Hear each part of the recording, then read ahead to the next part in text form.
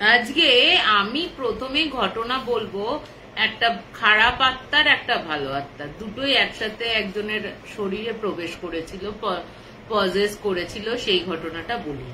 এই ঘটনাটা আমাকে বলেছিল আমারই এক বন্ধু, যার যে বেনারসে ছিল বহুকাল এবং এখানে চাকরি সূত্রে এখানে আছে, ঠিক আছে। সেই সূত্রে আমাকে সে গল্পটা বলেছিল।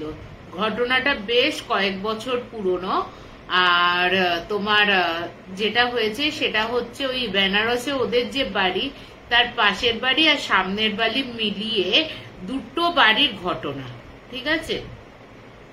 প্রথমটা হচ্ছে ওদের যে পাশের বাড়ি ছিল, ওদের পাশের বাড়ি একজন হিন্দু পুরোহিতই ছিল, খুব নামকরা, ওখানকার বেনারসের খুব নামকরা পুরোহিত তাদের বাড়ি। তাদের বাড়িতে 2 মেয়ে আর 3 ছেলে রয়েছে। বড় মেয়ে এক মুসলমান ছেলেকে পালিয়ে বিয়ে করে এবং ভালো ফ্যামিলিতে বিয়ে হয়। তারা পরবর্তীতে দুবাইতে চলে যায়, ঠিক আছে। দুবাইতেই থাকে তারা এবং বছরে দুবার, বছরে কিংবা 2 বছরে 3 বছরে ওরা আসে। তা ওদের ছেলের নাম হচ্ছে হুসেন রাখা হয়েছে। তা ঘটনাটা ওই হুসেনকে নিয়ে, ঠিক আছে। তা বলে রাখি, ওদের বাড়ির সামনে ওই যে আমাকে ঘটনাটা বলেছে নেহা আর নেহার যে পাশের বাড়ি, তার সামনে একটা বাড়ি রয়েছে, বিশাল বড় দোতলা বাড়ি। হ্যাঁ, ওখানে স্বামী স্ত্রী বাস করতেন। কিন্তু পরবর্তীকালে আমি বাড়িটার ঘটনাটা বলবো, তার আগে বলে দিই হোসেনের কি হয়েছিল। তা ওই বাড়িটাই দুটো, মানে ওই ফ্যামিলিতে স্বামী স্ত্রী বাস করতেন এবং পরবর্তীকালে ওনার যে স্বামী আছে না, পরবর্তীতে উনি কিন্তু মারা যান, ঠিক আছে। অস্বাভাবিক মৃত্যু ঘটে, ঠিক আছে। অস্বাভাবিক মৃত্যু ঘটার পর দেখা যায় যে ওদের বাড়িতে নানা রকম কীর্তিকলাপ চালু হচ্ছে। বিভিন্ন কীর্তিকলাপ চালু হচ্ছে। এবার কি চালু হলো, তা তখন ওই আমি পরে বলছি কি কীর্তিকলাপ হয়েছে ওদের বাড়িতে, কেন ভৌতিক ব্যাপারটা হয়েছে। আগে হুসেনের কি হয়েছে সেটা বলে নি। তা এবার ওদের পরবর্তীকালে ওদের যে হুসেনের যে দাদা, মানে দাদু আর কি, মায়ের বাবা, সে হচ্ছে ওই বেনারসের তো বললামই বিখ্যাত পুরোহিত, এবং আরো 2 জন মিলে, একজন ছিলেন মৌলবী আর একজন ছিলেন পাদ্রী। এই 3 জন মিলে ওই একটা আত্মাটাকে বন্ধ করা হয় এবং বলা হয় ওই বাড়ির সিঁড়িটা থেকে দোতলায় ওঠার আগে, বলে রাখি যে সামনের বাড়িটা ছিল, সেই সামনের বাড়িটা হচ্ছে দোতলা, নিচের তলাটা হচ্ছে তোমার 1 BHK করে সেট আপ করা রয়েছে, আর ওপরের তলাটা ওনারা থাকতেন, যে স্বামী স্ত্রী ছিলেন ওনারা থাকতেন। পরবর্তীকালে উনি কি করেন, সিঁড়িটা কিছুটা গিয়ে, সিঁড়ি তো এই কিছুটা ধাপ উঠলো, ধাপ উঠে এরকম ভাবে বেঁকে যেত। ওই সিঁড়ির ধাপের ওই বেঁকা জায়গা থেকে পুরো উনি দেয়ালটা তুলে দেন। এবার ওখানকার হুসেন তো এবার এসছে বাড়িতে, হুসেন ওই বেনারসে এসছে। এবার ওখানের না খুব ইয়ে হয় যে ঘুড়ি ওড়ানোর খুব ব্যাপার থাকে, বা ঘুড়ি ওড়ানোর চল রয়েছে। তা হুসেনের মধ্যেও একটা ভীষণ আনন্দ, মানে একটা নতুন খেলা, যে ছোট তো সেও খুব একটা আগে যে ঘুড়ি উড়িয়েছে তা না, ওর কাছে বেশ নতুন ঘুড়ি ওড়ানোটা। এবার কোথা থেকে ওই একটা ঘুড়ি ও হুসেন দেখতে পাচ্ছে দুপুরবেলা একা একা, যখন ওদের দিদার বাড়ির ছাদে গেছে, তখন হুসেন দেখতে পাচ্ছে একটা ঘুড়ি ওই কেটে সুতোটা ঝুলছে ওই বারান্দা থেকে। ও হাত দিলেই, মানে সিঁড়িতে উঠলেই হাত দিলে পেয়ে যাবে। তা ও কি করেছে, দেখছে যে যখন সামনের বাড়িতে ওই যেখানটা বন্ধ করে দিয়েছে দোতলা ওঠার রাস্তাটা, তা ওদের বারান্দাটা পুরোটা বন্ধ করেনি, কিন্তু মেন জায়গাটা বন্ধ করে দিয়েছে কংক্রিট দিয়ে। এবার ও কি করেছে, যে সুতোটা যেহেতু ঝুলছে, ও বলছে সুতো ধরে টানলে যদি ওই গেটটা খোলা পায়, যদি সুতো ধরে টানি তাহলে তো আমি পেয়ে যাব, মানে ঘুড়িটা পেয়ে যাব। হ্যাঁ, এবার ও করেছে, ও তো যথারীতি ঘুড়ি আনতে গেছে। তো উনি ওই বাড়িটাই ঢুকেছে। তা বলে রাখি, ওই দোতলাটা যেহেতু সিল করে দেওয়া হয়, ওই মহিলাটি একটা স্কুল চালান এবং দরিদ্র সব বাচ্চাদের পড়াশোনা করান ওখানে ফ্রিতে একদম। তা উনি পড়াশোনা হয়ে গেছে, দুপুর বেলা স্কুল ফুল ছুটি হয়ে গেছে। তা ও যখন হুসেন ওদের ছাদ থেকে নেবে ওই সামনের বাড়িতে যায়, তখন দেখে কেউ নেই, মহিলাটিও নেই, কেউ নেই, এমনি দরজাটা দেয়া রয়েছে। কিন্তু বলে যে উনি মানে যার বাড়ি তিনি বলেন যে আমার দরজাটা সবসময় আমি তালা মেরে রাখি। কিন্তু হুসেন পরে সুস্থ হয়ে বলেছে না, আমি যখন প্রথম যাই তখন দেখি দরজাটা এমনি লাগানো ছিল। তো সিঁড়ি দিয়ে উঠে ওই ঘুড়িটা নিয়ে নিচে যেই নামছে সিঁড়ি দিয়ে, তখন ওই বাড়ির মহিলাটার সাথে দেখা হয়ে গেছে। তা ওই মহিলাটির সাথে দেখা হওয়ার পর ও তো জিজ্ঞেস করেছে তুই ওপর থেকে নামছিলিস কেন, তুই ওপরে গেছিস কেন, আর তুই গেলি বা কি করে? বলছে আমি তো দরজা খোলা, মানে দরজা এমনি লাগানো ছিল, ঘুড়ি পড়েছে, এই ঘুড়িটা। বলছে হুসেন পরে যখন এইসব কথা বলছে আমি দেখেছি যে ওই মানে ভদ্র মহিলাটি থরথর করে কাঁপছে আমাকে ওই নিচ থেকে নেবে আসতে দেখে। হ্যাঁ, ও সঙ্গে সঙ্গে মানে বিশাল তো বকাঝকা করলোই, করার পর ও কি করলো যে ওই ঘুড়িটা তো ওর হাত থেকে টেনে নিল, টেনে নিয়ে জ্বালিয়ে দিল, আর সাথে সাথে কি একটা জলের ছিটা দিল, জলের ছিটা দিয়ে ওকে হাত ধরে টেনে ওর দিদার বাড়িতে নিয়ে গেল। ঠিক আছে, ও দিদার বাড়িতে নিয়ে আসতেই তখন দিদাকে সমস্ত কথা বলে, বাড়ির লোককে সমস্ত কথা বলছে বাড়ির লোকে সমস্ত কথা বলার পর ওদের বাড়িতে সে মরা কান্নার মতন না সাউন্ড মানে কান্না শুরু করলো, মরা কান্না শুরু করলো। এবার কি হবে তখন ও কি করছে যে উনি বলছেন যে আমার কাছে যে জল ছিল পবিত্র, সেই জলটা ছিটিয়ে দিয়েছি, আরো আপনারা ব্যবস্থা করুন, আর ও গায়ের যে জামা কাপড়টা আছে যত তাড়াতাড়ি সম্ভব ওই জল দিয়ে ছিটিয়ে, গঙ্গা জল দিয়ে ছিটিয়ে আপনারা পুড়িয়ে দিন। তা ওরা তো তাই করলো। তা ওর মধ্যে কিন্তু তখনও অব্দি কোনো কিছু যে পজেসড হয়েছে বা কিছু হয়েছে সেটা কিন্তু বোঝা যাচ্ছিল না। ঠিক আছে, বিকেল বেলার পর থেকে ও শুরু করলো আস্তে আস্তে একদম ডবল টোনে কথা বলা, একে আমি মেরে ফেলবো, আর একটা টোন বলছে আমি একে নিয়ে যেতে দেব না। একটা টোন এই কথা বলছে আর একটা টোন এই কথা বলছে। ঠিক আছে, খাওয়া দাওয়া পুরো বন্ধ করে দিয়েছে, এমনকি জল পর্যন্ত খায়নি বিকেলের পর থেকে। তো এরকম চিৎকার চেঁচামেচি হচ্ছে। ওরা যখন পাশের বাড়ি একদম, যেহেতু ওই বাড়িতে পজেস হয়েছে, এবং চিৎকার করেই বলছে আমি একে নিয়ে যাব, দুলছে আর চিৎকার করে বলছে যে আমি একে নিয়ে যাব, আবার আর একজন বলছে আমি একে নিয়ে যাব না। হ্যাঁ, তখন ওর মারা এইসব ঘটনা শুনে পাশের বাড়ির যে, এটা কত বছরের পুরনো ঘটনা শুনছি, এটা 2011 সালের ঘটনাটা বলছি আমি। তা সেই যাই হোক, আমি খেয়ে হারিয়ে ফেলছি, বলছি এবার। তো হুসেন ডবল টোনে যেহেতু কথা বলছে, পাশের বাড়িতেও লোকজন শুনতে পাচ্ছে যে এরকম গলায় কে কথা বলছে। তা ও তখন ওর মা তখন ইন্টারেস্ট নিয়ে, যেহেতু পাশের বাড়ি একদম গায়ে লাগানো বাড়ি, হ্যাঁ খুব ভালো পরিচয় ছিল তাদের সাথে, খুব ভালোভাবে রয়েছে, তা ও ওদের বাড়িতে যায়। গিয়ে দেখে ওই হুসেনের ওই অবস্থা, ওরা কি করবে, ওদের মাথা কাজ করছে না, এদিকে মরা কান্না শুরু করে দিয়েছে। ঠিক আছে, মরা কান্না শুরু করে দিয়েছে, সে কি করবে না করবে বুঝতে পারছে না। এবার ও কি করেছে, হ্যাঁ ওনার মা কি করেছে, ও তো আগে মানে যে বাড়িটাতে কিভাবে শুরু হয়েছিল, যেটা মানে আরো তো প্রসেসটা জেনেছিল, কারণ এই 2011-তে হুসেনকে পজেস করার আগে যে ওই বাড়িটা সিল করা হয়েছিল সেটা ওনার মা দেখেছিল, এবং যে মেয়েটি বলেছে আমাকে, সেই মেয়েটির একদমই ছোটবেলাকার, মানে ও যখন 7-8 বছর হয়েছিল তখন। তা ও কি করেছে, ওর মা ওইসব দেখে ও আর বাড়ির লোককে কিছু বলেনি, ও যে ইয়েটা ছিল কাছে পিঠে যে মৌলবী ছিলেন, ওনাকে ডেকে এনেছে ওদের বাড়িতে, কারণ উনি জানতেন যে ওই মৌলবী আর পাদ্রি আর ওনার যে দাদু, মানে হুসেনের দাদু, এই তিনজন মিলেই ওই হয়েছে। তা ও তখন ডেকে নিয়ে আসে ওই পাশের বাড়ির তখন বলে যে তুই কে, যে মৌলবীকে এনেছে তুই কে? বলছে আমি তো সেই, তোরা কি আটকাতে পারলি আমাকে?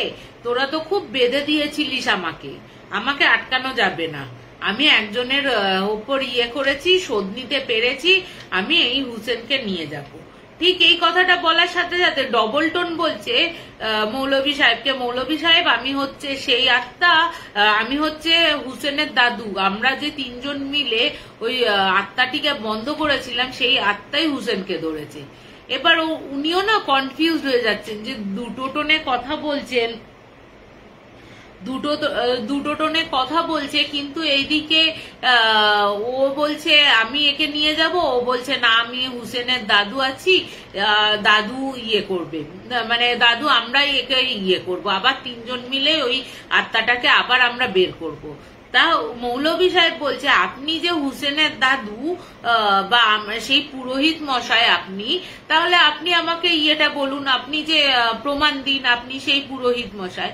তখন ও তো বিভিন্ন ভাবে ওর বাড়ির ঘটনাগুলো বলছে, তখন ও বলছে এই তো ঘটনা জানাই কথা, সবাই বলতেই পারে, এমন কিছু আমাকে বলুন যেটা ইয়ে করে, মানে যেটা বোঝা যায় যে আপনি সেই পুরোহিত মশাই।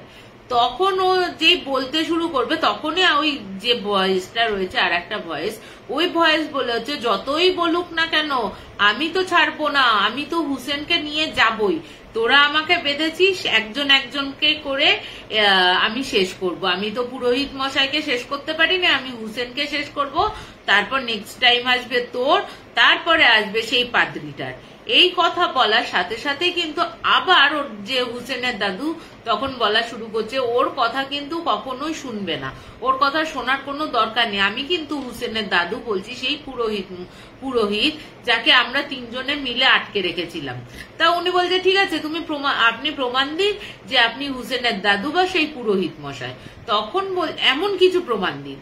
তখন বলছে আমার বাড়িতে একটা ট্রাঙ্ক আছে, ওই ট্রাঙ্কের ভেতর বহু পুরনো দলিল রয়েছে, মানে খুব গুরুত্বপূর্ণ দলিল রয়েছে, এবং বেশ এক ঘর মানে ছোট এক ঘরা ওই ট্রাঙ্কের মধ্যে মোহর রয়েছে, আর আমার পূর্ব ইয়ের কাছ থেকে ওই পূর্ব জনের কাছ থেকে পাওয়া বেশ ভারী ভারী গয়না এবং মণি মুক্ত রয়েছে ওইটার মধ্যে।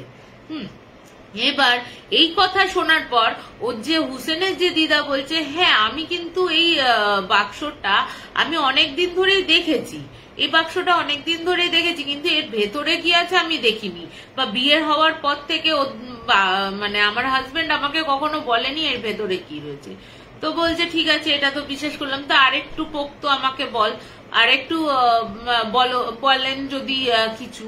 তখন বলছে আমাদের বাড়ি থেকে পেছনে যে পিপল গাছটা রয়েছে ওই পিপল গাছের নিচে আমার বইয়ের যে ডাকাতিটার ইয়ে করার ছক করা হয়েছিল, তখন আমরা বইয়ের গয়নাগুলো কিন্তু আমার বইয়ের গয়না ওই পিপল গাছ থেকে ঠিক 2 হাত দূরের একটা মাটিতে পোতা রয়েছে। তখন ও বলেছে হ্যাঁ সত্যি তো এটা ইয়ে।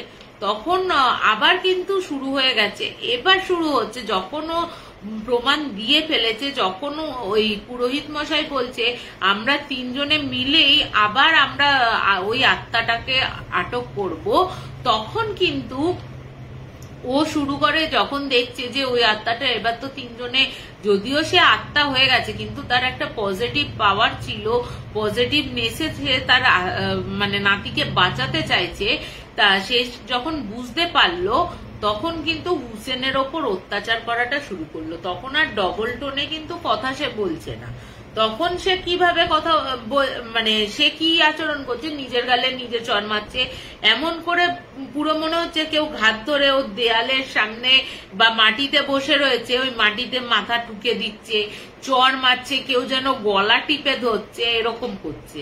ঠিক আছে, এমনকি ও যে চুলগুলোকে না এরকম করে ধরে মানে এত জোরে টানছে এইখান থেকে না চুল মানে পুরো ইয়ে সমেত উঠে আসছে, এতটা নির্মম ভাবে ওকে অত্যাচার করছে। তো তখন ও বলছে মানে ওই যে ওর যে দাদু রয়েছে, হুসেনের যে দাদু পুরোহিত মশাই, ও তখন বলছে ও ওকে অত্যাচার করুক যাই করুক, আপনি সেই ইয়েটা ওদের মৌলবীদের কিছু একটা হয়তো ইয়ে রয়েছে মন্ত্র রয়েছে, আপনি সেটা পড়া শুরু করুন এবং আপনাদের যে কাবা শরীর কাবার যে জল আছে, পবিত্র জল আছে, সেটাতে শুরু করুন। আর পারলে ওই পাদ্রিকেও ডেকে আনুন, পাদ্রি মহাশয়কে। তা বাড়ির লোকজন তো ওই পাদ্রিকেও ডেকে আনলো, বললো আপনার একার দ্বারা সম্ভব না। ওরা বিভিন্ন খ্রিস্টানের মন্ত্র উচ্চারণ করছে, মানে এটা কিন্তু ওরা দেখতে পাচ্ছে, পাশের বাড়ির যে আমাকে গল্পটা বলছে ওদের চোখের সামনেই এই ঘটনাটা হচ্ছে, ঠিক আছে। এবার পাদ্রি এসে সেই খ্রিস্টানের যে বিভিন্ন পবিত্র মন্ত্র থাকে, তারপর মৌলবীর যে পবিত্র মন্ত্র থাকে সেইগুলো উচ্চারিত হচ্ছে, আর ওর গায়ে বিভিন্ন জল ছেটানো চলছে। এই করতে করতে বেশ কিছুক্ষণ বাদে, হ্যাঁ, ও তখন আরো মানে এই জল ছেটানোর পর, এত মন্ত্র শোনার পর ও আরো ভায়োলেন্ট হয়ে যায়। ও ভায়োলেন্ট হয়ে গিয়ে নিজেকে না একদম মাংসের মতন দাঁত দিয়ে এরকম করে কামড়াতে শুরু করে এবং মাংস কুবলায়, এখান থেকে হাত থেকে মাংস কুবলাচ্ছে। মানে ও কি করবে, হুসেনের ওই সেই ভেতরের যে দুষ্টু আত্মাটা রয়েছে, সেই খারাপ আত্মাটা কি করবে বুঝতে পারছে না। কখনো কামড়াচ্ছে, কখনো মাংস তুলে নিচ্ছে, কখনো চুল এমন নিয়ে করছে, চুলের অর্ধেক চুল ছিঁড়ে নিচ্ছে, সে মানেও পাগলের মতন করছে। তখন আবার হুসেনের দাদু বলছে, কি রে তুই কি এবার যাবি এরকম বলছে। হ্যাঁ, ওরাও জিজ্ঞেস করছে, আরো দুজন যে পাদ্রি রয়েছে, পাদ্রি আর মৌলবী আছে, তারাও জিজ্ঞেস করছে। তখনও বলছে, না আমি যাব না, আমি ওকে সাথে নিয়ে যাব, তোরা এবার আমাকে ইয়ে করতে পারবি না। তখন যে মৌলবী সাহেবটা বলছে, তা ওই মৌলবী সাহেব তখন বলছে যে তুই কি করে হুসেনকে ধরলি সেটা আগে বল, ঠিক আছে, ছাড়বি না, নিয়ে যাবি বুঝতে পারলাম, আর আমরাও তোকে যেতে দেবো না, ওকে নিয়ে, হুসেনকে সাথে নিয়ে আমরাও যেতে দেবো না। তো ও তখন বলছে যে তুই কি করে বুঝলি যে তুই কি করে হুসেনকে ধরলি, আমরা তো তোকে দোতলার ঘরে বন্ধ করে রেখেছিলাম। তা তখন বলছে ওই যে ও গুড়ি ধরে টেনেছে এবং সিঁড়ি দিয়ে, যেটা তো বহুকাল বন্ধ ছিল, তা ওই পুরো ইয়েটা দিয়ে মানে সিঁড়ি দিয়ে যখন উঠছে ওই ঘুড়ির ইয়েতে করে চলে এসছে, যে সঙ্গে সঙ্গে যে গুড়িটা পুড়িয়ে দিয়েছে ইয়ে করেছে, তাতেও কোনো এফেক্ট হয়নি। যার জন্য হুসেনের শরীরে উনি তককে ছিলেনই যে এই পুরোহিত, মৌলবী আর এই যে পাদ্রি মহাশয় আছে, তিনজনের কি করে ক্ষতি করা যায়। তা একটা সুযোগ পেয়ে গেছে, তা সুযোগের পর ওই হুসেনকে ধরেছে। তা এ তো বেশ কয়েক ঘন্টা, প্রায় 5-6 ঘন্টা মন্ত্র জল উচ্চারিত করছে, জল ছেটাচ্ছে, বিভিন্ন মানে যতটা পজিটিভনেস আছে সেটা বাড়ানোর চেষ্টা করার পর প্রায় 5-6 ঘন্টা বাদে বলছে হুসেন কিন্তু নিস্তেজ হয়ে যায়। এবং হুসেনের দাদু তখন বলে, এই ও কিন্তু এখন নিস্তেজ হয়ে রয়েছে, একটা কাজ করুন, আপনারা একটা এই শিশি জোগাড় করুন, শিশির মধ্যে একটা লাল কাপড় বা কালো কাপড় জোগাড় করুন, ওইটা ওর মুখের কাছে নিয়ে ধরুন, ওই মুখের কাছ থেকেই ও বেরোনোর চেষ্টা করবে।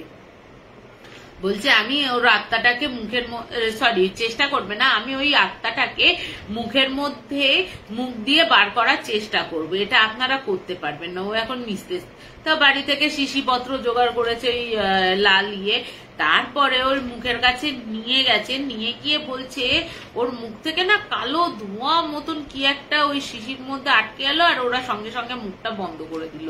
মুখটা বন্ধ করে নিয়ে গিয়ে তখন হুসেনের দাদু বলছে একে কিন্তু, আর বলছে লিটারেলি যখন বন্ধ করা হয়েছে, বিশ্বাস করবে না, ওই বলছে যে আমরা শুনতে পাচ্ছি ওই কান্নার আওয়াজ, হু হু করে যে কাঁদছে, ওই আত্মাটা ওই কাঁচের ওই বোতলের ভেতর থেকে শোনা যাচ্ছে পুরো। হ্যাঁ, এইবার ওর বলছে যে এটা এখানে আর কিছু করা যাবে না, আপনাদের কাছে নিয়ে যান, নিয়ে গিয়ে এটা মক্কা বা মদিনায় আপনারা কোথাও একটা রেখে, মানে এটা পুঁতে দিয়ে আসবেন, যাতে এখানে ইয়ে করা যায়, মানে আর কাউকে যাতে উপদ্রব না হতে হয়। তা এবার বলি হচ্ছে, তারপরে তো যথারীতি হুসেনের দাদুও বেরিয়ে গেল, ও বেরিয়ে গেল ওই যে শিশির মধ্যে। হুসেন তো পুরোপুরি সুস্থ হয়ে গেল, পরবর্তীকালে সে আবার দুবাই ব্যাক করে। এবার আসি হচ্ছে বাড়িটার ঘটনায়, যে সামনের যে বাড়িটা দোতলাটা বন্ধ করে দিতে বলেছিল, ওই বাড়িটায় স্বামী স্ত্রী থাকতো, ঠিক আছে। হঠাৎ কোনো কারণ নেই, স্বামী স্ত্রী তো থাকতো, তার সাথে আরো 2টো ফ্যামিলি ভাড়া থাকতো। ওনারা দোতলায় থাকতেন আর দুটো ফ্যামিলি নিচে 1 BHK সেট আপে থাকতেন। হ্যাঁ, কোনো কারণ নেই রাত্রির বেলা ওনার হাজবেন্ড হঠাৎ করে বলছে আমাকে কেউ নিতে আসছে। তখন কিন্তু বেশ ঠিক আছে যাও। তখন কিন্তু ওনার কিন্তু বেশি বয়স না। উনি যখনই শুতে যান তখনই বলে আমাকে কালো রঙের কেউ ওখানে দাঁড়িয়ে রয়েছে, কালো আমাকে ওই মূর্তিটা নিয়ে যাবে, আমার খুব প্রচন্ড ভয় করছে। এটা 2-3 রাত বলেছে। 3 রাতের বার উনি যখন পরের দিন 4 রাতে শুয়েছেন, 4 রাতে কিন্তু ওনাকে মৃত অবস্থায় পাওয়া যায়। ঠিক আছে, এমনি ডাক্তাররা বলেছে ওনার স্ট্রোক হয়েছে, কিন্তু হঠাৎ করে একটা অল্প বয়সী, তখন উনি প্রায় মোটামুটি 40-50 বছরের, 40 না হলেও 45-50 বছরের একটা লোক হঠাৎ করে হার্ট অ্যাটাকে কেউ বুঝতে পারলো না, কিন্তু মরে গেল বিছনায় শুয়ে। এটা মানে অদ্ভুত লেগেছিল। কিন্তু এই মরে যাওয়ার পর থেকে শুরু হলো ওই অত্যাচার। কি অত্যাচার করতো যে মানে বউকে না ভীষণ ভাবে উত্ত্যক্ত করতো। লোকটা যে খুব খারাপ ছিল জীবিত অবস্থায় তা কিন্তু নয়, কিন্তু মরে যাওয়ার পর বউটাকে বিভিন্ন ভাবে উত্ত্যক্ত করতো। কখনো বাসনপত্র ফেলে দিচ্ছে, কখনো ওর বউটাকে শুতে দিচ্ছে না, যখনই ও শুতে যাচ্ছে তখনই কোনো মনে হচ্ছে বুকের ওপর বসে রয়েছে, মুখটা নিয়ে ঝুঁকে পড়ছে, এরকম করতো।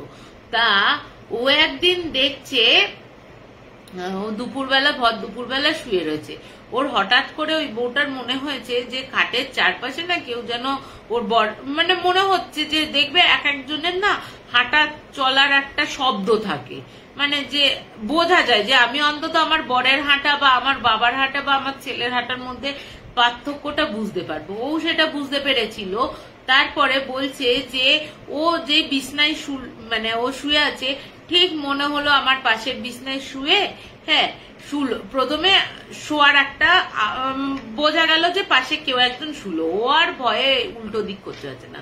কিন্তু তারপরে দেখছে যে বুকের ওপর মনে হচ্ছে প্রচন্ড কেউ চেপে বসে রয়েছে আর গলাটা অস্বাভাবিক রকমের করছে, মানে ডেবে দিচ্ছে।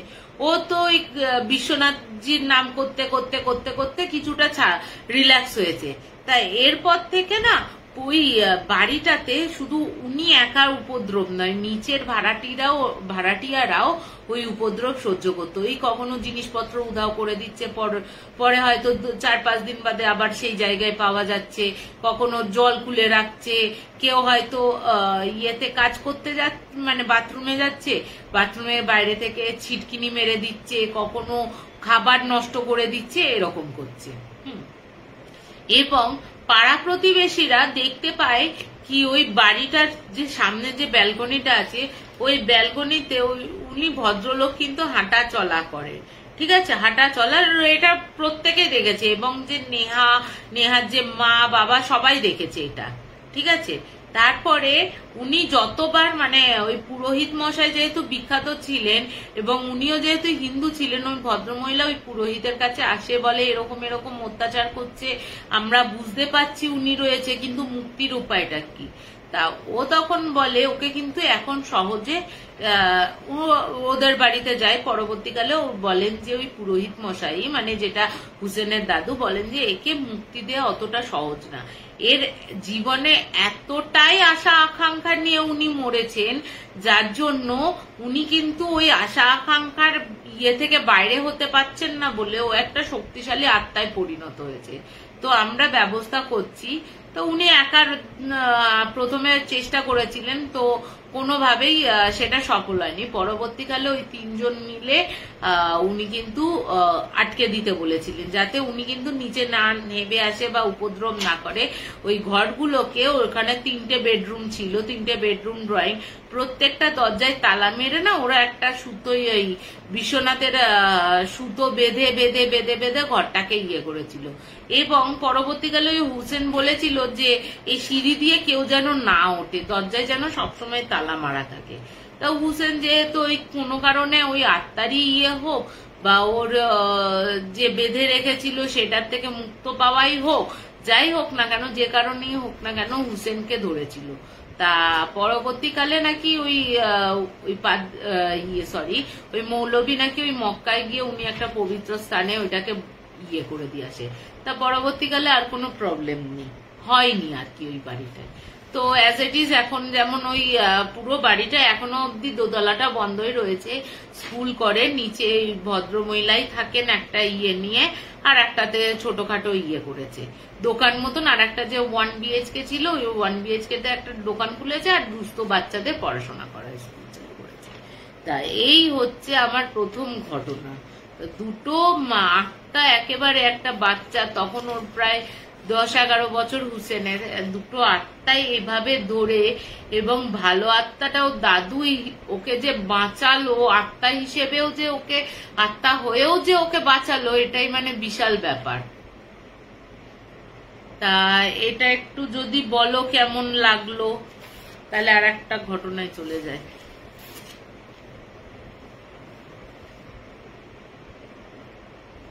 আমি না কমেন্টস দেখতে পাচ্ছি না এই ফোনটাতে, আর ওই ফোনটা না আমার ছেলে নিয়ে চলে গেছে। তা আমি আর একটা ঘটনা করে দিই, আমি না পরে কমেন্টস গুলোর উত্তর দিয়ে দেব। হ্যাঁ, তা এই ঘটনাটা দুই বাঙালি মেয়ের মধ্যে একটা কালা জাদুর ঘটনা। বলে না, কালা জাদু কখনো দূরের মানুষরা করতে পারে না, কাছের কোনো বন্ধু বান্ধব আত্মীয় স্বজন এরাই করে। এই কালা জাদু করার ফলে ওই মেয়েটির জীবনটা কিছুটা হলেও তছনছ হয়ে গেছিল, মানে একটা বছর পুরো। পরবর্তীকালে সেই হয়, শোনো তাহলে ঘটনাটা। তা তুলি বলে যে মেয়েটি আমাকে ঘটনাটা বলেছে, তার জীবনের ঘটনা।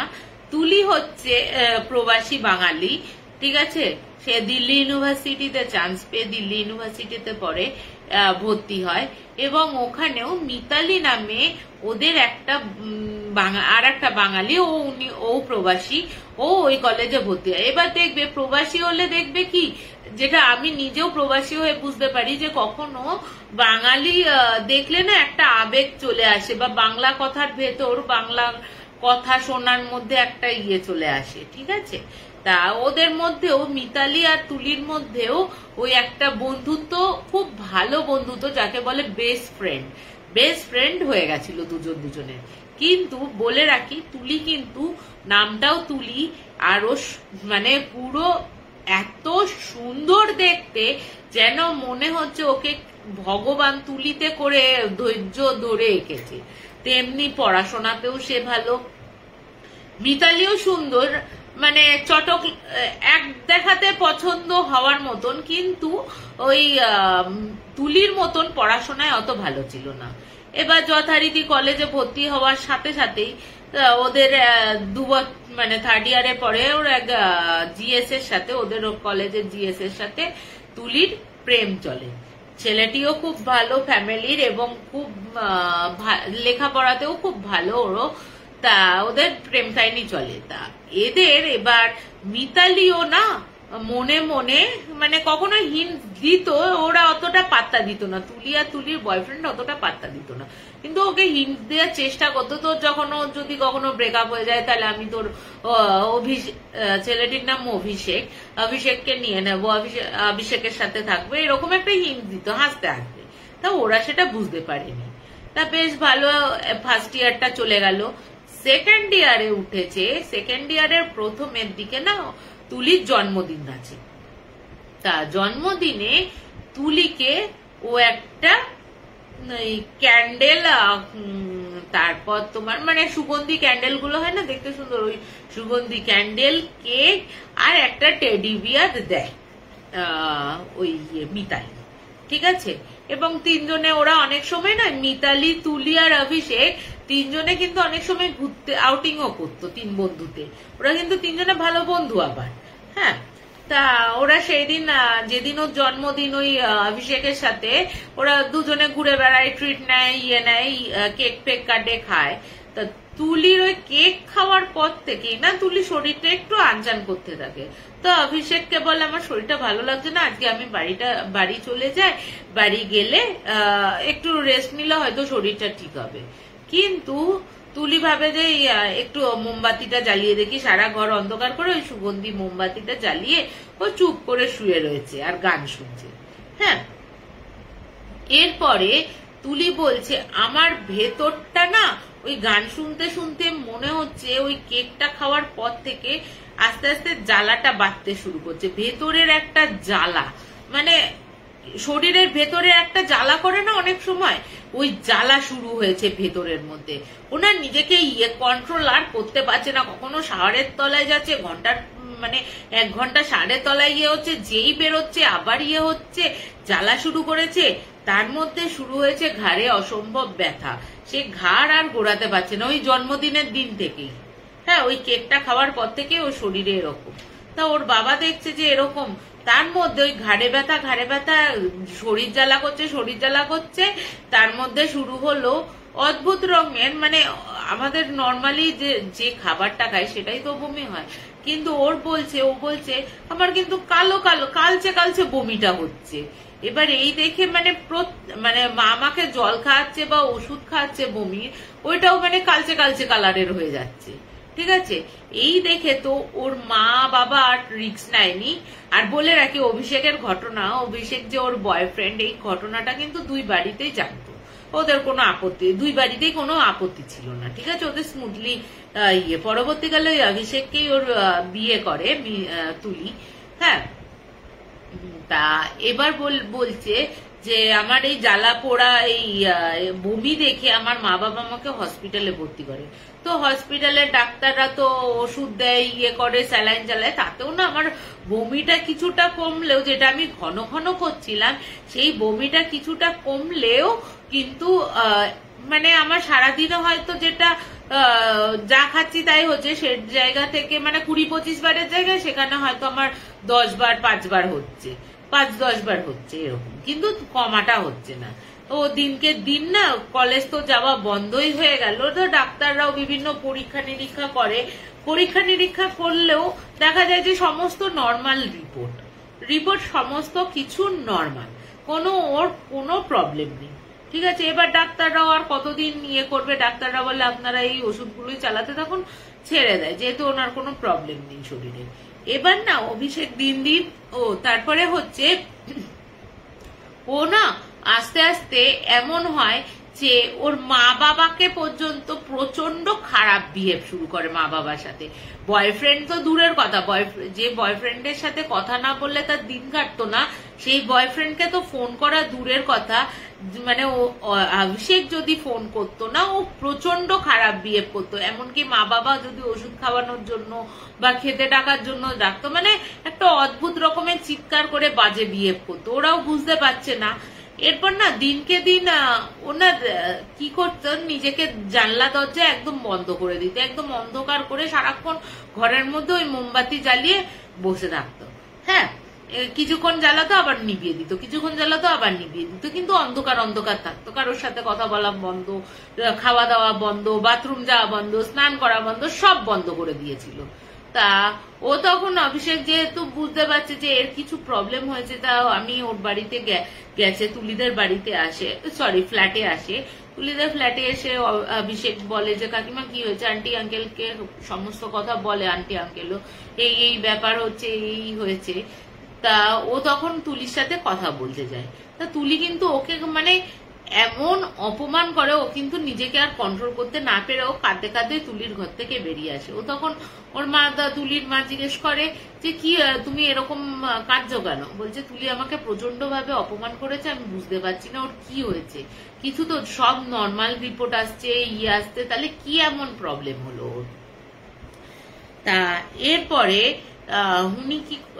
এরপরে একদিন ও তো চরমে মানে চলে যাচ্ছে, দিনকে দিন রোগা হয়ে যাচ্ছে, ওয়েট লস হয়ে গেছে, প্রচন্ড খাওয়া, মানে যা হয় আর কি, একটা নিজেকে ঘরে বন্দি করে রাখলে।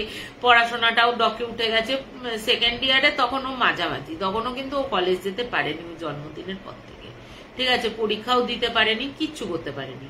তা একদিন বলছে যে আবার ওরকম ওর গায়ে জ্বালা বাঁধা শুরু হয়, আবার ওরকম শুরু হয়েছে, এবং ও কি করছে না, হঠাৎ করে বলছে যে আমার সামনে একজন আবছা কেউ দাঁড়িয়ে রয়েছে। এটা যে মহিলা বা পুরুষ কেউ না, ও না শুধু আমাকে হাতছানি দিয়ে ডাকছে, শুধু মনে হচ্ছে আমি ওর কাছে চলে যাই, ওর কাছে গেলেই আমি যেন শান্তি পাবো।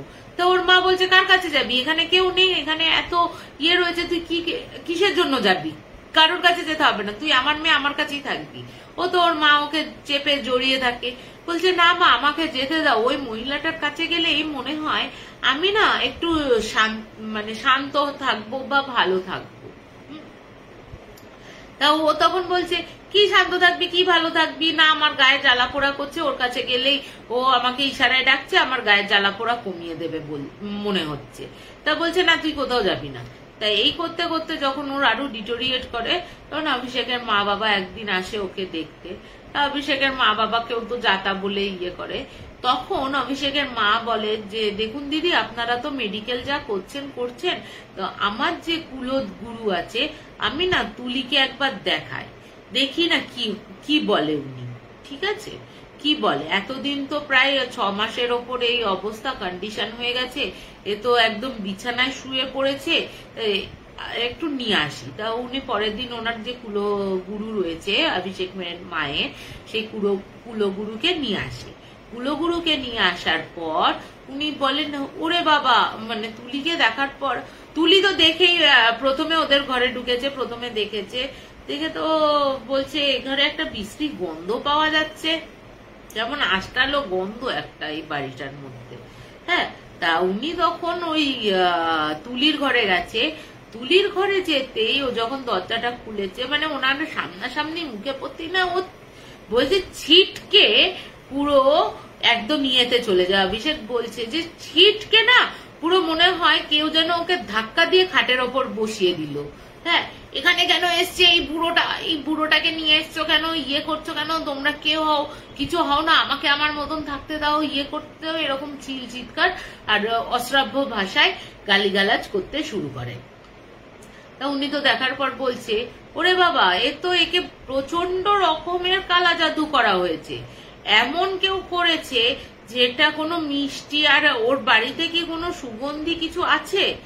তখন অভিষেক বলছে হ্যাঁ আছে, সুগন্ধি বলতে তো বডি স্প্রে মাখে। বলছে বডি স্প্রে নাই, এমন কিছু ও জ্বালায় যে মানে মোমবাতি টাইপের। বলছে হ্যাঁ, তো মিতালি দিয়েছিল জন্মদিনে, আর কেক এরকম। বলছে কিছু মিষ্টি জাতীয় জিনিস খেয়েছে কিনা, ইয়ে খেয়েছে কিনা, কবে থেকে হয়েছে এই ঘটনাটা। তখনও বলছে অভিষেক বলছে এই ঘটনা কেক খাওয়ার পরও জন্মদিনের পর থেকে এরকম বলছে ও তো বিশাল রকমের কালো জাদু করেছে, শুধুমাত্র ওকে হিংসে করে, তুলিকে হিংসে করে, এবং হিংসে করে তোমাকে পাওয়ার জন্য।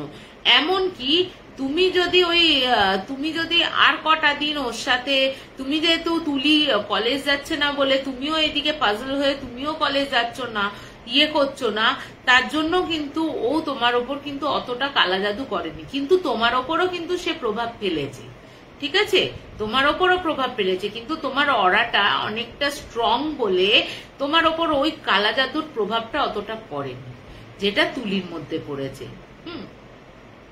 ও তার আগে বলে রাখি, ওই কুলগুরুকে আনার আগে আমার বলতে ভুলে গেছিলাম, কুলগুরুকে আনার আগে না কুলগুরু একজন শিষ্যকে পাঠায়। হ্যাঁ, শিষ্যকে বলে আমি প্রথমে আমার শিষ্যকে পাঠাচ্ছি, এও একজন বড় সিদ্ধ হয়েছে, তা একে নিয়ে যাওয়ার ব্যবস্থা করো। তা অভিষেকের বাবা আর তুলির বাবা এরা দুজন মিলে ও শিষ্যকে প্রথমে আনতে যায়। হ্যাঁ, যখন শিষ্যকে আনতে যাচ্ছে তখন কিন্তু ওদের বিরাট বড় রকমের অ্যাক্সিডেন্ট হয়, ঠিক আছে। বড় রকমের অ্যাক্সিডেন্ট বলতে 3 জনেই মারাত্মক চোট পায় এবং 3 জনেই প্রায় 1 মাসের কাছাকাছি 3 জনেই ভর্তি থাকে হসপিটালে, ঠিক আছে। এরপর তো কুলগুরু খবর পায়, কুলগুরুকে উনি নিয়ে আসেন। কুলগুরু যখন আসেন তখন কিন্তু মানে ওরা যে গাড়িটাই করে নিয়ে আসে, যেহেতু তুলির বাবাও অসুস্থ রয়েছে এবং অভিষেকের বাবাও অসুস্থ, ওরা দুজনে 2 মা মিলে ওই কুলগুরুকে নিয়ে আসে এবং কুলগুরু যখন আসে পুরো গাড়িটাকে বাঁধিয়ে দেয়, নিজেদের শরীরটাকে বাঁধিয়ে দিয়ে তারপর নিয়ে আসে এবং তারপরে শেষে পৌঁছায়। এরপরে তো উনি কি করেন, ওই মানে বলছে ও যে কেকটা খেয়েছে কেকটার সাথে তো গেছেই এবং এই সুগন্ধিটাকে একটুখানি বাইরে কোথাও নিয়ে গিয়ে এই বাড়ি থেকে অনেকটা দূরে নিয়ে গিয়ে পুড়িয়ে দিতে হবে, জ্বালিয়ে দিতে হবে। আর ও যে টেডি বিয়ারটা দিয়েছে, ওই টেডি বিয়ারের মধ্যে দেখবে একটা ছোট পুতুল রয়েছে। ওই পুতুলে দেখবে মানে ভুডু আর কি, ভুডুর মধ্যে দেখবে পিন লাগানো। ওই পিনগুলো যেন চুপছে ওর গায়ে। ওই পিনগুলো চোবার জন্য বাইরে থেকে যতটা পিন ফোটাচ্ছে, ওই পিন যতবার ফুটছে ওর মনে হচ্ছে ভেতর থেকে জ্বালাটা করছে। তা ওই বিভিন্ন প্রসেসের মাধ্যমে যাগযজ্ঞ করে। এ যাগযজ্ঞ করার সাথে সাথে ও বলছে যে মহারাজজি বলছে আমি যজ্ঞ করতে বসছি, যতবার আগুনটা জ্বালাচ্ছি ততবার মনে হচ্ছে কেউ যেন আগুনটা নিভিয়ে দিচ্ছে, কেউ যেন আগুনটা নিভিয়ে দিচ্ছে। আর তুলি খ্যাক খ্যাক করে হাসছে, কিছুতেই তাকে বার করা যাচ্ছে না। এবং পরবর্তীকালে উনি হয়তো আরো প্রসেসে যান, আরো প্রসেসে গিয়ে তুলিকে মুক্ত করে। তুলির এই সুস্থ হতে পুরো সেকেন্ড ইয়ারটা চলে যায়, ওকে দ্বিতীয়বার করতে হয়। তা সেকেন্ড ইয়ারটা ওকে পুরোই ড্রপ দিতে হয়েছিল, যেহেতু পরীক্ষা হয়নি। পরবর্তীকালে ও যখন কলেজে যায়, অভিষেক কলেজে যায়, কলেজে গিয়ে খবর নেয় যে মিতালিও কিন্তু আর বাড়িতে মানে কলেজে আর আসছে না।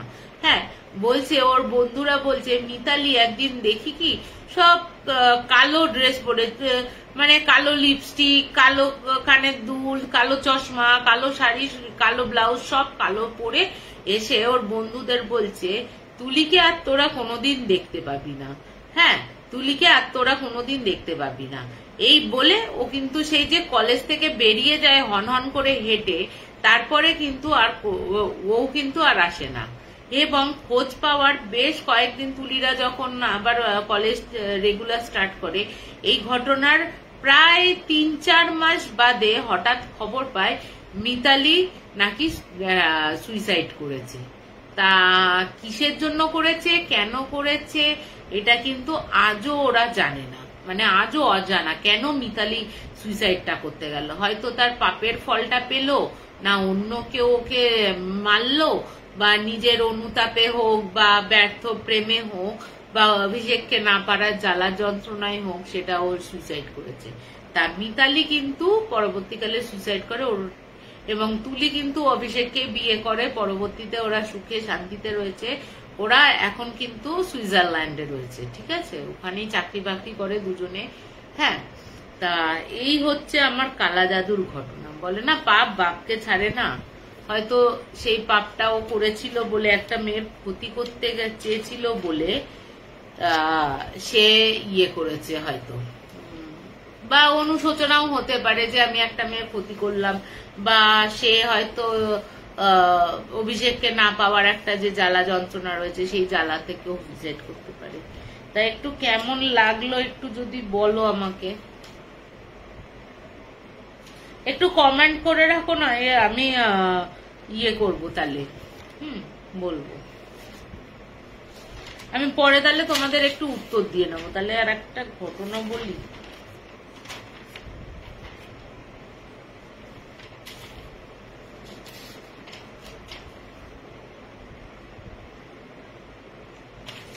আচ্ছা, কেমন লাগলো একটু বলো আমাকে। আমি তাহলে থার্ড ঘটনাটা শুরু করছি, ঠিক আছে। থার্ড ঘটনাটা, আমরা যখন প্রথম প্যারানর্মাল সোসাইটি অফ ইন্ডিয়াতে যুক্ত হই, তারপর পরই একটা আমাদের পুরনো, ও বেশ পুরনো, ওর নাম হচ্ছে অক্ষয়। তো অক্ষয়জি উনি কিন্তু আগে থেকেই ছিলেন প্যারানর্মাল সোসাইটি অফ ইন্ডিয়াতে, এবং ও কিন্তু গৌরব তিওয়ারির খুব ক্লোজ বন্ধু। তা আমরা যখন বেশ কয়েকটা ইনভেস্টিগেট হয়ে গেছে, তা ও তখন বলে চ আমাদের গ্রামে চ, তোরা তো সেরকম ভাবে চুড়েলের অত্যাচার দেখিসনি, আমাদের গ্রামে আমার বাড়িতে বেসিক্যালি আমার বাড়িতে চুড়েল রয়েছে, ঠিক আছে। তা আমরা আবার হাসাহাসি করছি যে না এরকম হয় না, চুড়েল আছে তোমাদের বাড়িতে। বলছে না, একটা বিশেষ দিনে ওই চুড়েলটা উৎপাত করে আমাদের বাড়িতে, এবং এটা প্রায় একটু দেখে নিল। হ্যাঁ, আজ প্রায় 40-41 বছর ধরে ওই 14 14 জুন 14ই জুন উনি কিন্তু আসেন এবং সারা পাড়া সারা গ্রাম অত্যাচার শুরু করেন ওই একটা দিনই। সারা বছর উনি কিন্তু কিচ্ছু করেন না, ওই 14ই জুন উনি কিন্তু সারা গ্রাম অতিষ্ঠ হয়ে যায় ওনার অত্যাচারে। ঠিক আছে, তা আমরা ঠিক করলাম যে যাব। তা বলে রাখি ওই ওদের গ্রাম হচ্ছে উত্তরাখণ্ডের, কোন গ্রাম বলবো না। তা আমরা 14ই জুনের আগে 12ই জুন ওখানে গিয়ে পৌঁছাই। যথেষ্ট মানে যেহেতু গৌরব তিওয়ারিজিও আমাদের সাথে যায়, তা ওনারও বেশ ইয়ে হয়। আমরা প্রায় 10-12 জন মতন ঘুরতেই গেছিলাম, মানে একটা পিকনিক টাইপের, মানে পিকনিকও করা হবে আবার চুড়েল দেখাও হবে এরকম ব্যাপার। তা যে অক্ষয়জি, সেই অক্ষয়ের বাড়ি কিন্তু বদ্ধিষ্ণু ফ্যামিলি। ঠিক আছে, এক সময় ওরা জমিদার ছিলেন ওই গ্রামে। তা যেহেতু আমরা 10-12 জন গেছি, ইয়ে করেছি, সেই দিন 12 তারিখ তো পৌঁছেছি। 12 তারিখ তো গল্প গুজব সবার সাথে। এবং বলে রাখি অক্ষয়ের গ্রামে কিন্তু পুরো মানে জয়েন্ট ফ্যামিলি রয়েছে। ওর বাবা বড়, তার সাথে আরো 3 কাকা, তাদের মানে কাকিমারা, তাদের কাজিনসরা, ঠিক আছে, তার কাজিনসরা রয়েছে। হ্যাঁ, এবার আমরা তখন অক্ষয়জির বাবাকে জিজ্ঞেস করছি, আচ্ছা আঙ্কেলজি এরকম এরকম আমাদের বলা হয়েছে যে এখানে চুড়েল নাকি আছে। বলছে হ্যাঁ আছে তো, ওই যে ওই পেছনে আমাদের ওই পেছনে যে কুয়োটা দেখছো ওই কুয়োটার মধ্যে আছে। কুয়োটার মধ্যে আছে? বলছে হ্যাঁ এই তো 14ই জুন দেখা দেবে, তুমি নিশ্চিন্ত থাকো, তোমরা দেখতে পাবে। আমরা না তখনও বিশ্বাস করতে পারছি না যে চুড়েল মানে সত্যি আছে, বা উনি এরকম ভাবে এত কনফিডেন্টলি আমাদের বলছে। বলছে দেখো না 14ই জুন তো কালকে, দেখো না পুরো গ্রাম খালি হয়ে যাবে। এবং বিশ্বাস করবে না 14ই জুনে আমরা দেখি একে একে গ্রামের যে গ্রামবাসীরা আছে তারা কিন্তু চলে যাচ্ছে, ওই একটা দিনের জন্যই চলে যায়। মানে খুব কম মানুষ আছে, যেমন ওদের ফ্যামিলি আছে, আর একটা ফ্যামিলি আছে, এরকম 3-4টে ঘর শুধু থেকে যায়, আর বাদ বাকি মানে ভয়ের চোটেই তারা পালিয়ে যায়, এতই অত্যাচার শুরু করে। তো যথারীতি অক্ষয়জির মা কাকিমারা সবাই মিলে না সারা বাড়িতে গঙ্গা জল ছেটাতে শুরু করে এবং হনুমান চালিসা চালিয়ে দেয়, মানে জোরে জোরে চালিয়ে দেয়। ঠিক যখন সন্ধ্যে 6টা, বিশ্বাস করবে না ওদের বাড়িতে না লোহার গেট রয়েছে। আমরা কি জানি, আমরা জানি যে ভূতে কোনো লোহার গেট ছুঁতে পারে না, বা লোহা আগুন এইগুলোকে দেখলে ভয় পায়। বলে রাখি ওই গেটের সামনে ওরা কিন্তু ওই মানে কি বলে না, ওই কাঠফাট দিয়ে না আগুন জ্বালিয়ে রাখতো, ওই পাশেই কিন্তু রেখে দিত যাতে ভয় না পায়। আমরা ওনাকে দেখতে পাইনি, আমরা পোর্শনটা হচ্ছে নিচের তলাটা দেখেছি, একটা লাল টুকটুকে একদম, আমরা দেখছি কি উল্টো পা, মানে উল্টো পা করে হাঁটছে, মানে এরকম পা ওনার, আর লাল টুকটুকে, ওপর পোর্শন কিচ্ছু নেই। দেখছি কি পুরো ওই লোহার গেটটা না ঝাক করে ইয়ে করছে, আর ওনা কিছুতেই মানে ঢুকতে পারছে না, ঢোকার চেষ্টা করছে কিন্তু ঢুকতে পারছে না কোনো কারণে। আমরা পরে দেখেছিলাম ওনার মা, মানে অক্ষয়জির মা এবং কাকিমারা ওই একটা কি একটা ধূপ ছড়িয়ে না কিছু একটা না চারিদিকে এরকম এরকম করে ছড়িয়ে ছড়িয়ে দিচ্ছিলেন, কি ছড়িয়ে দিচ্ছিলেন আমরা জানি না। তা এরকম হলো। এরপর ওই তো গেট ঝাঁকানো, তো 1 ঘন্টা মতন ওই গেট ঝাঁকিয়ে যাচ্ছে, আর করে এরকম একটা আওয়াজ করছে মুখ থেকে। হ্যাঁ, এরকম আমরা শুনতে পাচ্ছি। আর নিচের পোর্শনটা দেখছি একদম লাল টুকটুকে শাড়ি, সাদা ধবধবে পা, এরকম উল্টো দিক। এরপরে প্রায় কিছুক্ষণ ওই সন্ধ্যে 7টা অব্দি গেট ধাক্কানো চললো, ও তো ঢুকতে পারলো না। আর আমাদের তো রীতিমতো ভয় লাগছে যে এরকম হয়, মানে এরকম এতটাও আমরা আশা করিনি যে সত্যি আমি ভেবেছিলাম আমরা ভেবেছিলাম গাল গল্প হবে, এতটাও যে দেখা যাবে প্রত্যেকেই দেখছি কিন্তু। হ্যাঁ, এরপর শুরু হয় ছাদে, গেটটা ধরে নাড়ানো হলো ভেতরে ওই গেট দিয়ে ঢুকতে পারছে না, কেন ঢুকতে পারছে না জানি না। ঠিক আছে, হ্যাঁ, এরপর শুরু হলো পাশের যে আর একটা আছে ওখান থেকে সে গরুগুলো না অস্বাভাবিক রকমের চিৎকার করছে, ছাগলগুলো চিৎকার করছে, যেন মনে হচ্ছে ওই খাটালটা মানে গরু 4-5টা গরু আর 4-5টা ছাগল মুরগি, মানে সে চিৎকার চেঁচামেচি এরকম আওয়াজ শুনতে পাচ্ছি। সে গরুগুলো ভয়ে ব্যা ব্যা করছে, ম্যা ম্যা করছে, ছাগলগুলো করছে, এরকম চললো। এবং না পরে ঝুপ ঝুপ করে বিশ্বাস করবো না কিছুর একটা আওয়াজ আমরা পেয়েছি। এটা হলো ঠিক আছে। এবার শুরু হলো বাড়িতে ঢিল পড়া। ঠিক আছে, ঢিল মানে কি এরকম বড় বড় পাথর, যে পাহাড়ি অঞ্চল তো পাহাড়ি অঞ্চলে পাথর যে পাওয়া যায়, ওই পাথরগুলো পড়া শুরু করলো দুম, মানে সে মনে হচ্ছে পাথর বৃষ্টি হচ্ছে ওপর থেকে। এটা হলো, এটা করার পর ওপরে ছাদে, হ্যাঁ আমরা না ছাদে যেতে যাচ্ছিলাম তার আগে, মানে অক্ষয়কে বলা হয়েছিল চল ছাদে যাই, কিন্তু অক্ষয়ের মা, ওর কাকিমারা, ওর বাবা, কাকারা কিন্তু আমাদের ছাদে উঠতে দেয়নি, বললে তোমরা ছাদে উঠো না, ছাদেই শুরু হবে আরেকটু বাদে তাণ্ডব। মানে ছাদ মনে হচ্ছে কি কিছুক্ষণ বাদে রাত 9টায় থেকে শুরু হয়েছে ছাদের দাপাদাপি, মানে এত দাপাদাপি হচ্ছে সে মনে হচ্ছে ছাদটা ভেঙে পড়বে আমাদের মাথার উপর। আর ওরকম হনুমান চালিসা ওরা তো চালিয়েই রেখেছে জোরে একদম সেই তাতেও কোনো কাজ হচ্ছে না, মানে সারা রাত ধরে সেই ইট বৃষ্টি আর তার সাথে ছাদে দাপাদাপি, আর কিছুক্ষণ বাদে বাদে ওই গরুদের চিৎকার চিৎকার এরকম শোনা যাচ্ছে সারা রাত। ওরকম আমাদের চোখের পাতায় এক আমরা করতে পারিনি, সারা রাত ওই উপদ্রব, সারা রাত মানে জানলা খোলা যাচ্ছে না, জানলা খুললেই না সে হচ্ছে, ওদের তো কাঠের জানলা ছিল, সে জানলা একবার একটু খুলেছিলাম, ঠিক মনে হলো আমাদের গায়ের ওপরকে ইট গুলো না টিপ করে করে টুক টুক করে করে মারছে এবং গায়ে গিয়ে লাগছে। হ্যাঁ সে তো জানলা সঙ্গে সঙ্গে বন্ধ করে দেওয়া হলো। সে তো তারপরে ওনার মা তো আমাদের জন্য খাবার রান্না করেছিল। হ্যাঁ গিয়ে দেখা গেল ওই অতজনের খাবার বাড়িতে, প্রায় আমরা তো 12 জন, আরো বাড়িতে ধরো ওদের বাড়িতে কজন ছিল, 15-16 জন মতন ছিল, ওই 15-16 জন প্লাস 12 জন, এত জনের খাবার রান্না করা হয়েছে। সমস্ত খাবারের ওপর না সে বালি ছড়ানো, সমস্ত খাবারের ওপর বালি ছড়ানো, পাথর ছড়ানো, কে ছড়ালো জানি না। এরকম ওই একটা দিন আমরা দেখেছিলাম যে 14ই জুন যে এত অত্যাচার শুরু করতে পারে একজন চুড়েল।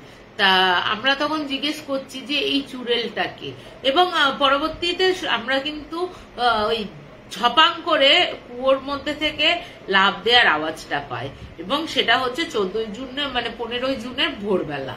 ঠিক আছে, ভোরবেলা একটা ঝপাং করে ওই কুয়োতে আওয়াজ হলো। তো ওর বাবা তখন বললো যাকে এবছরের মতন অত্যাচার শেষ, দেখা যাবে। তা আমরা তখন জিজ্ঞেস করেছিলাম যে এই চুড়েলটা কে, মানে উনি তখন বলেছিলেন আমার ওই পিসি, এক কিরকম পিসি হয়, ওই পিসি নাকি শ্বশুর বাড়ির অত্যাচারে এতটাই অতিষ্ঠ হয়ে যান, ওনার মাথাটা পাগল হয়ে যায়। ঠিক আছে, ও মানে নিজেকে আর কন্ট্রোল করতে পারে না, শ্বশুর বাড়ির অত্যাচার এতটাই হয়, এবং বলা হয় নাকি ওকে কিছু খাওয়ানোও হয়েছিল। তা ওকে যখন বলা হয় পাগল করে দিয়ে যায় এই বাড়িতে, ও তখন কি করে, মানে যেদিন দিয়ে যায় সেই দিন রাত্রেই ও ওই কুয়োতে গিয়ে ঝাঁপ মারে, এবং পরবর্তীকালে বডি পাওয়া যায়। তারপর থেকে ওই 14ই জুন একমাত্র মানে ওই রাগটা প্রকাশ করে ও সবাইয়ের উপর। সেটা মানে এটা কিন্তু মানে বলে যে এই পিসি কিন্তু শ্বশুর বাড়িতেও এই 14ই জুন শুধু অত্যাচার করে। এবং এরকম হয়েছে যে যখন দিয়ে গেছে পরবর্তীকালে ওরা এসে বলছে যে 14ই জুন আমাদের বাড়িতেও দেখা দিয়েছে, এরাও তখন বলছে আমাদের এরকম এরকম করেছে। গ্রামবাসীরা বলা শুরু করেছে আমাদের বাড়িতে হিট পাটকেল ছোড়া হচ্ছে, কেউ যেন লম্বা হাত টালির ভেতর থেকে ঢুকিয়ে দিচ্ছে। হ্যাঁ, কেউ জল খেতে মানে জল আনতে গেছে কুয়ো থেকে, তাকে মনে হচ্ছে কেউ ধাক্কা দিয়ে ফেলে দিচ্ছে। হ্যাঁ, এরকম হয়েছে যে কুয়ো থেকে জল আনতে গেছে, কেউ ধাক্কা মেরে কুয়োতে ফেলে দিয়েছে, মরে গেছে সে। ঠিক আছে, তা আমরা পরের দিন সকালবেলা মানে গ্রামটা একটু ঘুরতে বেরোই, দেখি না মানে বেশ কয়েকটা জায়গায় গরু, ছাগল, মুরগির গলা মোচড়ানো অবস্থায়, আত খাওয়া অবস্থায় পড়ে রয়েছে। তাই এই ব্যবস্থাটা কিন্তু ওরা গ্রামের অনেক জনকে নিয়ে আসে, কিন্তু তারা কিন্তু এই চুড়েলের কোনো প্রতিকার করতে পারেনি ওই একটা দিন। ওরা এমন আগে তো রেগুলার করতো, উনি মারা যাওয়ার পর এই অত্যাচারটা রেগুলারই হতো। তা আর একজন সিদ্ধ পুরুষকে নিয়ে এসে উনি বাঁধিয়ে দেন, ওই মানে পুরো গ্রামটাই বাঁধানো হয়। কিন্তু উনি বলেন 14ই জুন ও কিন্তু একটা দিন ও কিন্তু অত্যাচার করবে, আর সারা বছর তোমাদের কিন্তু আর কোনো অত্যাচার করবে না, ওই একটা বছরই তোমাদের অত্যাচার করবে। এইটা আমরা কোনোভাবে আটকাতে পারবো না। তা এটা আমি কোনোভাবে আটকাতে পারবো না। তো তখন থেকে আজ প্রায় এত বছর ধরে এই ইনি কিন্তু চুড়েলটি কিন্তু ওই 14ই জুন এসে দেখা দেয়। এখনো পর্যন্ত স্টিল নাও এখনো অব্দি কিন্তু ওই ঘটনা 14ই জুন আসলে ওই ঘটনাটা ঘটে। তা এই হচ্ছে আমার থার্ড ঘটনা। তা একটু বলো দেখি কেমন লাগলো। আমি দেখতে পাচ্ছি না যদিও, তাহলে আজকে আমি এখানে একটু ফিনিশ করি। অ্যাকচুয়ালি কি বলতো, এতটা জার্নি করে লং ড্রাইভ হয়ে যায় তো, হরিয়ানা থেকে কলকাতা আর কলকাতা থেকে আবার হরিয়ানা ব্যাক করা, মানে এখনো 2 দিন ধরে আমার ঘুমটা কাটেনি, মানে অসম্ভব রকমের ঘুম পাচ্ছে। তো একটা বিশাল হেডটিকও থাকে এতটা চালানো, তা আমাদের দুজনেরই অবস্থা খারাপ। তো আজকে এখানেই শেষ করি। গুড নাইট, নমস্কার, শুভরাত্রি। তোমরা সবাই ভালো থেকো, খুব খুব ভালো থেকো তোমরা। Please subscribe to our channel Hana Tales. Comment, share, like and don't forget to hit the notification bell for more videos.